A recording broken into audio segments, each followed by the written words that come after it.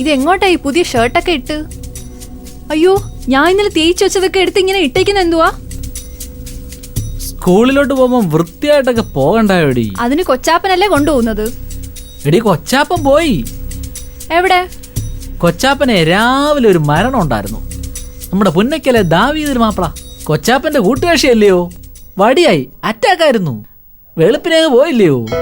അപ്പൊ നിങ്ങൾ സ്കൂളിൽ കൊണ്ടുപോകണോ രാവിലെ? ഇപ്പൊ മനസ്സിലായി എന്തിനാ ഈ ഫാഷൻ ഷോ എന്ന്. അങ്ങനെ ചേച്ചിയെ കൊണ്ട് നിങ്ങൾ ഒറ്റയ്ക്ക് പോണ്ട, ഞാനും കൂടെ വരാം. അപ്പൊ നിനക്ക് ഓഫീസിൽ പോയണ്ടാടി? നേരാണല്ലോ, ചെല്ലാതിരിക്കാനും പറ്റത്തില്ല.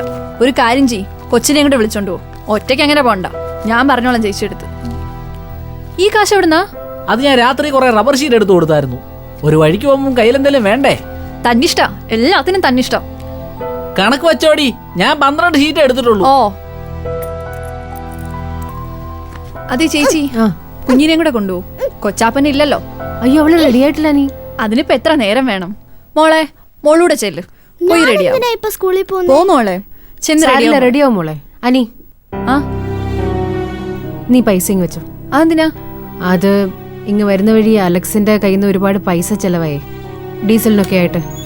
ഞാനാണെങ്കിൽ കാർഡ് നോക്കിയിട്ട് കണ്ടുമില്ല. ഇത് പിടി. വേണ്ട വേണ്ട ചേച്ചി, നീ വെക്കേ. വേണ്ടെന്ന്. വേണ്ട അനി, നീ ഇത് പിടിക്കേ. അലക്സേ, ഇത് ഈ പൈസ വെച്ചോ. വേണ്ടാന്നേ. അല്ല, കൊച്ചാപ്പന ഇന്നലെ ഈ വീട്ടിലേക്കുള്ള സാധനങ്ങളൊക്കെ വാങ്ങിച്ചോണ്ട് വന്നത്. ഇനി അടുക്കളയിലേക്ക് എന്തെങ്കിലും വേണ്ടി വരും. ഇത് വെച്ചേ. വേണ്ടാന്നേ. ഞാൻ പറയുന്നൊന്ന് കേക്ക് അലക്സേ, പിടിക്കത്. ഞാനേ മോള് റെഡിയാക്കിട്ട് വരാം. ബാ മോളെ. ഹലോ, പിന്നെ വിളിക്കാട്ടോ. ഞാൻ അഡ്മിഷന് വേണ്ടി അത്യാവശ്യമായിട്ട് പോവാ കേട്ടോ. പൈസയോ? അത് പിന്നെ തരാന്നേ. മുമ്പോട്ട് കയറിയോ, മുമ്പോട്ട് കയറിയോ. ചേച്ചി, ചേച്ചി ബാക്കിലോട്ടിരുന്നോ? അങ്ങോട്ടിരുന്നോ ചേച്ചി? പോകുന്ന വഴിക്കൊക്കെ ഭയങ്കര കുണ്ടും കുഴിയല്ലേ? ഞങ്ങള് ബാക്കിൽ സാറില്ല അമ്മച്ചി, കുഞ്ഞിനെ മുന്നിലിരുത്താൻ. ഈ പെണ്ണ്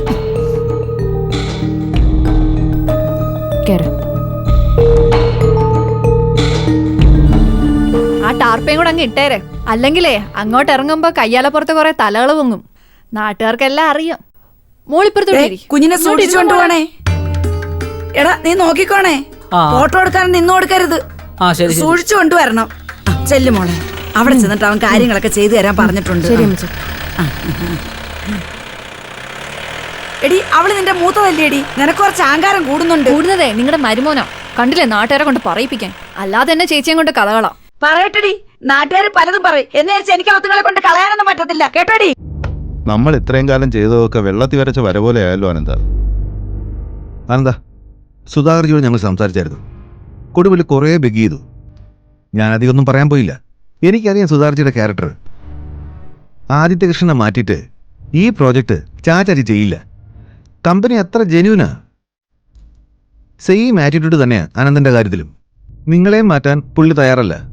ചുരുക്കത്തിൽ പെട്ടുപോയത് ഞാനല്ല, ഞങ്ങൾ രണ്ടുപേരും. നമ്മൾ എന്ത് ചെയ്യണമെന്ന് പറയാനെന്താ? എത്ര കോടി ഇതിനകത്ത് ഇൻവെസ്റ്റ് ചെയ്ത് കഴിഞ്ഞു എന്നാ സുധാകർജി ചോദിക്കുന്നത്. അനന്ത, തനിക്ക് ഈ ലോകത്ത് ഒരാളെ ഉള്ളൂ സുഹൃത്തായിട്ട്. അത് ഈ പ്രോജക്റ്റ് നടന്നില്ലെങ്കിൽ തനിക്ക് വേണ്ടി ആത്മഹത്യ ചെയ്യാൻ മാത്രം കെൽപ്പുള്ള ഈ കൊടുവള്ളി മാത്രോ? അത് താൻ ആദ്യം മനസ്സിലാക്ക്. അത് മനസ്സിലായതുകൊണ്ടാണല്ലോ താൻ പറയുന്ന എല്ലാം കേട്ട് കൊച്ചുകുട്ടികളെ പോലെ ഞാൻ അനുസരിക്കുന്നത്. ഇപ്പൊ ഞാൻ എന്താ ചെയ്യേണ്ടത് പറഞ്ഞോ? കീഴടങ്ങണോ? ആദിത്യ കൃഷ്ണന്റെ മുന്നിൽ അനന്തകൃഷ്ണൻ കീഴടങ്ങണോ? അത് തന്നെയാ പറയുന്ന അനന്ത. ഇപ്പൊ ആ ഒരു ഗതികേടിലല്ലയോ? അതെ, ആദ്യം നിങ്ങൾ എന്തിനൊന്ന് തീരുമാനിക്കുക. എനിക്ക് മുംബൈയിലേക്ക് പോകുന്നതിന് മുമ്പേ ഒരുപാട് കാര്യങ്ങൾ ചെയ്യാനുണ്ട്. നിങ്ങൾ രണ്ടുപേരുടെ എയർ ടിക്കറ്റ് കൺഫേം ചെയ്യണോ വേണ്ടയോ?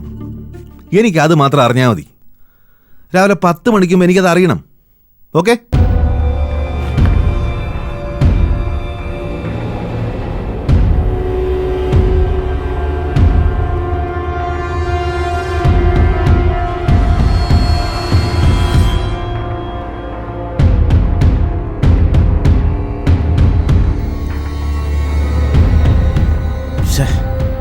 എന്ത് ചെയ്യാനാന്ന് പറ.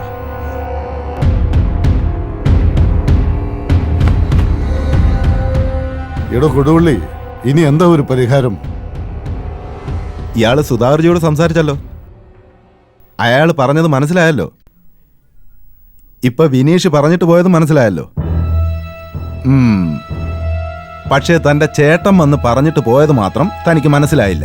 ഇക്കാര്യത്തിൽ എന്താ ഇനി മനസ്സിലാക്കാനുള്ളൂ കൊടുവള്ളി? ഈ പ്രൊജക്ട് ഇല്ലാതാക്കാൻ വേണ്ടി അയാൾ നടത്തുന്ന ഒരു ഇന്നർ പ്ലേ. ഇങ്ങനെ ഒരു നാടകം ആരാ പ്ലാൻ ചെയ്ത്? കൊടുവള്ളി ഇങ്ങനെ ഒരു പാർട്ട്ണറുടെ കാര്യം എപ്പോഴാ അറിഞ്ഞത്? അയാളെ ഹോട്ടലിൽ വന്ന് കയറിയപ്പോ അല്ലേ? ഇങ്ങനെ ഒരു പാർട്ട്ണർഷിപ്പിന്റെ കാര്യം സുധാകർജി നമ്മളോട് പറഞ്ഞിട്ടുണ്ടോ? ഉണ്ടോ? നിങ്ങളോട് പറഞ്ഞിട്ടുണ്ടോ? ഇല്ല. അപ്പൊ ആദിത്യ കൃഷ്ണനുമായിട്ടുള്ള ധാരണ ഇപ്പൊ ഉണ്ടായതാ. അപ്പൊ ഇതിന്റെ പിന്നിൽ ആരാന്ന് കൊടുവള്ളി പറ. അവിടെയാണ് അനന്ത നിനക്ക് തെറ്റിയത്. അങ്ങനെയല്ല, സുധാകർജി ഇയാളോട് പറഞ്ഞത് 100% ശരിയാ. ഈ പ്രോജക്റ്റിലേക്ക് അനന്തന് അന്തരീക്ഷത്തിൽ നിന്ന് വന്ന് ചേർന്നൊന്നും അല്ലല്ലോ. അനന്തന്റെ ചേട്ടനാണ് ആദിത്യൻ. നിന്റെ കയ്യിൽ ഫണ്ടില്ല, ചേട്ടൻ സപ്പോർട്ട് ചെയ്യണം, ഈ പ്രോജക്റ്റ് വിജയമാവണം. അതിനപ്പുറത്ത് ഒരജണ്ടയും നിന്റെ ചേട്ടനില്ലാന്ന് സുധാകർജി എന്നോട് പറഞ്ഞു. എടോ, ഇത് നിങ്ങളുടെ ചേട്ടൻ സുധാകർജിയോട് പറഞ്ഞതേ ഇന്നും ഇന്നലെയൊന്നും അല്ല. നമ്മുടെ ഈ പ്രോജക്റ്റ് ഓണാവുന്നതിന് തൊട്ടടുത്ത ദിവസം സുധാകർജി നിന്റെ ചേട്ടനുമായിട്ട് സംസാരിച്ചു. ബിസിനസ് ലെവലിൽ എന്തോ പഴയകാല ബന്ധമുണ്ടവർ തമ്മിൽ.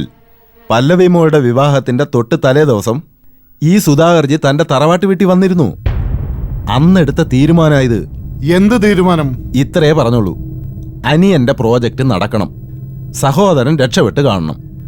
തന്റെ കൈ പണമില്ലാത്തതുകൊണ്ട് ഒരു ഷെയർ പുള്ളി തരാമെന്ന്. പക്ഷെ ഒരു കാര്യം ആവശ്യപ്പെട്ടുള്ളൂ, ഒരു കാരണവശാലും അനിയൻ അറിയരുത്. പക്ഷെ ഇങ്ങനെ ഒരു സിറ്റുവേഷൻ വന്നപ്പോ അത് നേരിട്ട് വന്ന് പറയേണ്ടി വന്നു. കൊടുവള്ളി അങ്ങനെ പറയണമെങ്കിൽ എന്റെ ചേട്ടന് എന്തെങ്കിലും ഒരു ലക്ഷ്യം ഉണ്ടാവും, അല്ലെങ്കിൽ ചേട്ടത്തിക്ക്. അല്ലാതെ ഇങ്ങനെ വരില്ലെന്ന് എനിക്ക് ഉറപ്പുണ്ട്. ഇയാൾ നേരാൻ വഴിക്കൊന്ന് ചിന്തിക്കാനെന്താ? ഇയാളും ഇയാളുടെ ചേട്ടനും തമ്മിലുള്ള ശത്രുതയുടെ ബേസ് എന്തായിരുന്നു? ചേട്ടനോ കുടുംബത്തിലുള്ളവരോ പറയുന്നത് കേൾക്കാതെ അന്യജാതിക്കാരിക്കും അവളുടെ കുടുംബത്തിനും ഇഷ്ടം പോലെ വാരിക്കോരി കൊടുത്തില്ലേ? എടോ, താൻ വീണു പോരുതെന്ന് ആഗ്രഹിക്കുന്ന ഒറ്റ ഒരാളെ ഉള്ളൂ, അത് തന്റെ കൂടപ്പറപ്പ് തന്നെയാ. അങ്ങനെ താങ്ങി നിർത്താനേ ആ മനുഷ്യനെ ഇപ്പൊ ഉള്ളൂ, ആ ഒരു കൂടപ്പറപ്പേ ഉള്ളൂ. അതിനാ അയാൾ വന്നത്. അല്ലാതെ തന്റെ പടത്തിന്നേ കോടികൾ സമ്പാദിച്ചുകൊണ്ട് പോകാനൊന്നുമല്ല. പടം ഓടിയെങ്കിലല്ലേ വല്ലതും കിട്ടൂ. ഓടിയില്ലെങ്കിലേ തന്റെ ഫ്യൂച്ചർ അതോടെ തീർന്നു. അയാൾക്ക് വേറെ 100 പ്രോജക്റ്റ് ഉണ്ട്. അപ്പൊ താന് എവിടെയാവും? പുറത്താവും. ആ ഗതികേട് വരാതിരിക്കാനാ തന്റെ ചേട്ടൻ തനിക്ക് വേണ്ടി ഇറങ്ങിയിരിക്കുന്നത്. എടോ, ഇത് ഞാൻ അയാളിൽ നിന്ന് മനസ്സിലാക്കിയതാ. സിനിമയും സിനിമാക്കാരും പുച്ഛമായിരുന്നല്ലോ എന്റെ ചേട്ടന്. എന്റെ ക്യാമറയുടെ മുന്നിലേ കാർക്കിച്ചു തുപ്പിയിട്ടുണ്ട്. എന്നിട്ട് അയാൾ വലിയൊരു സിനിമാ നിർമ്മാതാവ്. ആ അയാളുടെ പ്രോജക്റ്റിന് വേണ്ടി ഞാൻ എങ്ങനെ ക്യാമറ വെക്കും? നടക്കില്ല, നടക്കുന്ന പ്രശ്നമില്ല.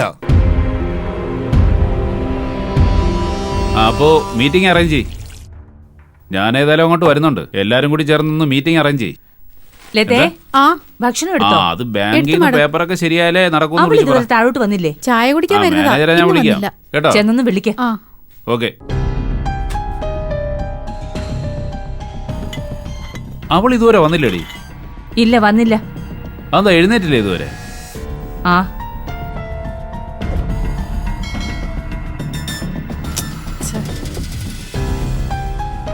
മോളെ, പല്ലവി മോളെ, മോളെ ബ്രേക്ക്ഫാസ്റ്റ് കഴിക്കാൻ വിളിക്കുന്നു. എനിക്ക് വേണ്ട ചേച്ചി. ചേച്ചി ഈ പെട്ടിയും താഴേക്ക് വെച്ചേക്കാം. മോളിത് എവിടെ പോവാ?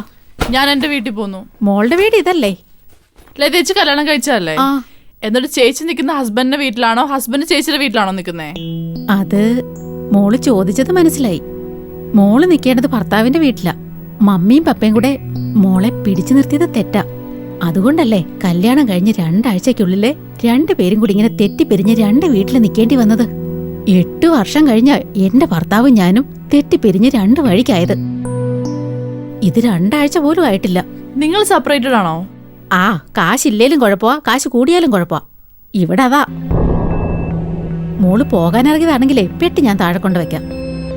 ഞാൻ യൂബർ വിളിച്ചിട്ടുണ്ട്. മോളെ വല്ലതും കഴിച്ചേച്ചേ പോകാവുള്ളേ. ലതേച്ചി ഉണ്ടാക്കിയതാ. ഇനി ഞാൻ വിളമ്പി തരുന്നത് കഴിക്കാൻ പറ്റിയില്ലെങ്കിലോ? വേണ്ടല്ല ചേച്ചി, ഞാൻ പിന്നെ കഴിച്ചോളാം.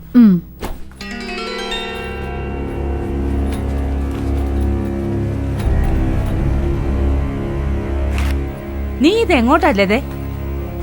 പുറത്ത് കൊണ്ടുവയ്ക്കാൻ പറഞ്ഞു. അതെന്തിനാ? ടാക്സി വരുമെന്ന്. ദേ അവള് ടാക്സി ഒക്കെ പറഞ്ഞിട്ടുണ്ടെന്ന്. പോയി നോക്ക്. ദേ ഒരു വണ്ടി വന്നല്ലോ. ആ, അപ്പൊ അവള് തീരുമാനിച്ചിട്ട് തന്നെയാ.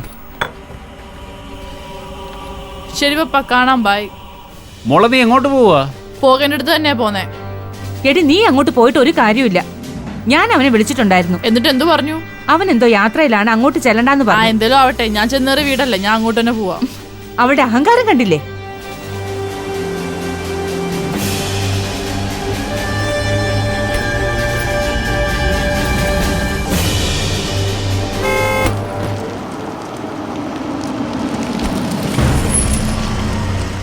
എടീ, ഇത് അവന്റെ വണ്ടിയല്ലേ?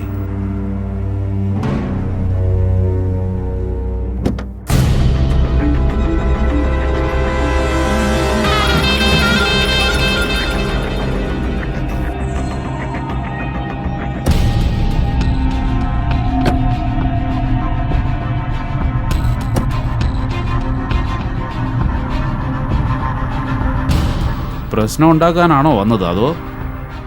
കൊടുവള്ളിയും വിനീഷും പറഞ്ഞത് വെച്ച് നോക്കുകയാണെങ്കിൽ പ്രശ്നം ഉണ്ടാക്കാൻ തന്നെയാവാൻ വന്നിരിക്കുന്നത്. അങ്ങനെ പ്രശ്നം ഉണ്ടാക്കുകയാണെങ്കിൽ ഉണ്ടാകട്ടെ. അവന്റെ സിനിമയും പ്രോജക്റ്റും ഒക്കെ ഇതോടുകൂടി തീരും. അവന്റെ സിനിമ ഫീച്ചർ ഇതോടെ അവസാനിക്കും.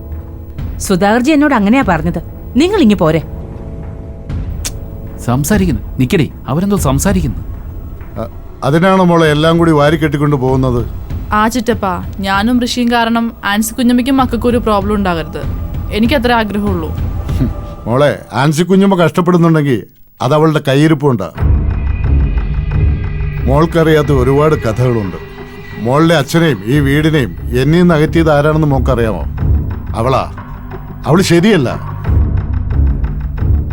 അവളെ രക്ഷപ്പെടുത്തി കൊണ്ടുവരാൻ വേണ്ടി ഒരു ജീവിതം തൊലച്ചവനാ ഞാൻ. ഒരു വഴിപിഴച്ച ജീവിതമായിരുന്നു എന്ന് എനിക്കറിയില്ലായിരുന്നു. എൻ്റെ ജീവിതം അവൾ തൊലച്ചു കളഞ്ഞത്. മോളോട് പറയാൻ എനിക്ക് ബുദ്ധിമുട്ടുണ്ട്, പക്ഷെ പറയാതിരിക്കാനും പറ്റില്ല. അവളുടേതെന്ന് പറഞ്ഞ് പ്രചരിക്കുന്ന വീഡിയോ ഉണ്ടല്ലോ, അതെ, അത് ഒറിജിനലാ. അതിന്റെ സോഴ്സൊക്കെ എനിക്ക് പിടികിട്ടി. അറിയോ, അവളല്ലാന്ന് തെളിയിക്കാൻ നടക്കല്ലേ. അതും മറ്റൊരു ചീറ്റിങ്. അതിന്റെ സത്യാവസ്ഥയൊക്കെ കുറച്ച് കഴിയുമ്പോൾ മോൾക്ക് മനസ്സിലാവും. എന്തോ സംസാരിക്കുക? ചിറ്റപ്പ, കുഞ്ഞമ്മ അങ്ങനെ ഒരു കുഴപ്പക്കാരിയാന്ന് എനിക്ക് തോന്നിയിട്ടില്ല. എനിക്ക് വിശ്വസിക്കാനും പറ്റുന്നില്ല. ആണ് മോളെ, എനിക്കും വിശ്വസിക്കാൻ പറ്റുന്നില്ലായിരുന്നു ഇതുവരെ. അത് കഴിഞ്ഞു, ആ ഏരിയ വിട്ടു. മോളിപ്പോ ഭർത്താവിന്റെ അടുത്തേക്കല്ലേ പിണങ്ങി പോകുന്നത്? അത് വേണ്ട, വേണ്ട മോളെ. ചിറ്റപ്പ, അത് പറയുന്ന കേക്ക്. വേണ്ടെന്ന് പറഞ്ഞാ വേണ്ട. ഞാനേ ഈ ടാക്സി അങ്ങ് പറഞ്ഞു വിടുവാ. നിനക്ക് ഋഷിയല്ലേ കാണേണ്ടത്? ഋഷിയെ ഞാൻ പോയി വിളിച്ചോണ്ട് വരാം. ഞാൻ വിളിച്ചാ അവൻ വരും. ചിറ്റപ്പ, അത് ഒന്നും പറയണ്ട. കൊടുവിളി, ആ വണ്ടി പറഞ്ഞു വിട്ടേക്ക്. വാ മോളെ, നടക്ക്.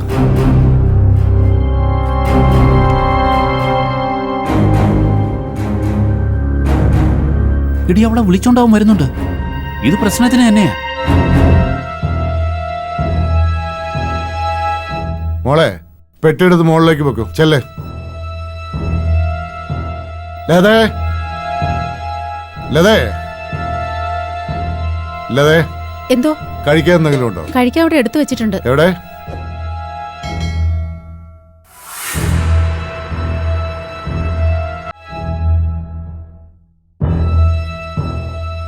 സാറിനും മാഡത്തിനും കഴിക്കാൻ എടുത്തു വെച്ചതാ. അത് കുഴപ്പമില്ല. ഞാനും ചേട്ടനും ഒരേ പാത്രത്തിൽ പങ്കുവെച്ച് കഴിച്ചിരുന്നവരാ.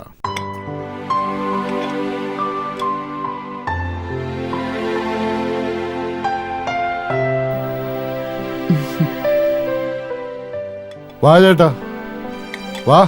എനിക്ക് നല്ല വിശപ്പുണ്ട്. ചേട്ടൻ കഴിച്ചില്ലല്ലോ. വാ, വന്നിരിക്ക്. ചൂട് പോവും. വിളമ്പി കൊടറി ചെല്ല്, വിളമ്പി കൊടുക്ക്. വിളമ്പി കൊടറി അങ്ങോട്ട്.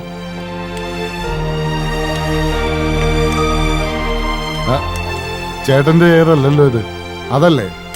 അങ്ങോട്ടിരിക്കെ. ലതേ, ഒരു കാപ്പി എടുക്കുക കേട്ടോ. ആ, ചേട്ടന് എടുത്തു വെച്ചിട്ടുണ്ട്, കഴിക്കും. അച്ഛനിപ്പോ ഉണ്ടായിരുന്നെങ്കിൽ ഇത് അച്ഛന്റെ ചേരാ. നിനക്ക് ഓർമ്മയില്ലേ, സ്കൂളിൽ പഠിക്കുമ്പോൾ നീ ആയിരുന്നു എല്ലാത്തിനും ഫസ്റ്റ് ക്ലാസ്. ഞാനാണെങ്കിൽ എന്നും കണക്കിന് തോക്കും. അന്നച്ഛൻ എന്നെ വഴക്കു പറഞ്ഞിട്ട് നീ ഇരിക്കുന്ന കസേരയിൽ നിർബന്ധിച്ച് കൊണ്ടുവന്നിരുത്തും. എന്നെ അങ്ങനെ ഇരുത്താറില്ല. ഓർമ്മയില്ലേ അതൊക്കെ? ഈ തറവാടിൻ്റെ കാരണവര് വരും കാലത്ത് നീ ആയിരിക്കുമെന്ന് അച്ഛൻ പറഞ്ഞു. വലിയ സന്തോഷമായിരുന്നു അച്ഛന്. നീ വളർന്ന് മിടുക്കനായി പോകുന്നത് എനിക്കൊരു സന്തോഷമായിരുന്നു. കാപ്പി, ചായ. ഷുഗർ ഇപ്പോ ഉണ്ടോന്നറിയില്ല. ഷുഗറൊന്നും നോക്കുന്നില്ല ഇപ്പോ. അതെന്താ? ഇനിയിപ്പോ എന്തോന്ന് നോക്കാനാ? ബി പി നോക്കാറില്ല. കഴിക്കട്ടോ. രക്തബന്ധം കണ്ടോ? ഇതാണ് രക്തബന്ധം. ഇങ്ങനങ്ങ് പോയാ മതി. നീ പോയി നിന്റെ പണി നോക്ക്.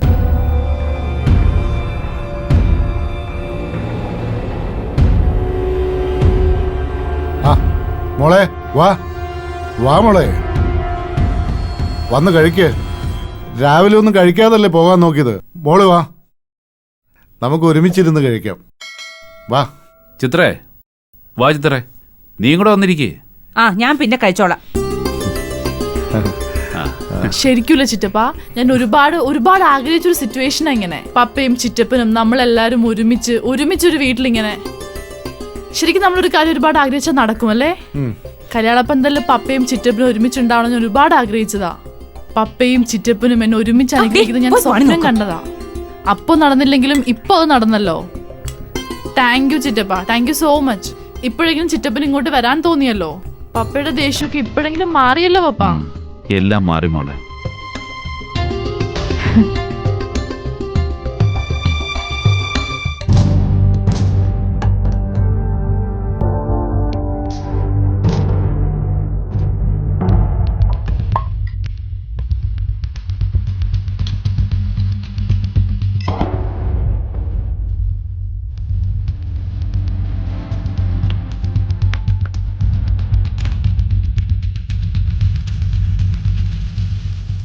അതെ, എന്ത് വൃത്തികേടാ നിങ്ങളീ കാണിക്കുന്നേ? എന്താ ഇത് ഇത്തിരി ഓവറാകട്ടോ.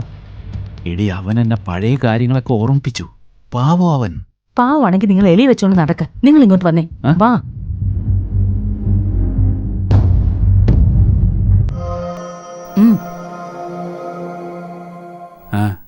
അതെ, ഒരു കാര്യം മറക്കരുത്.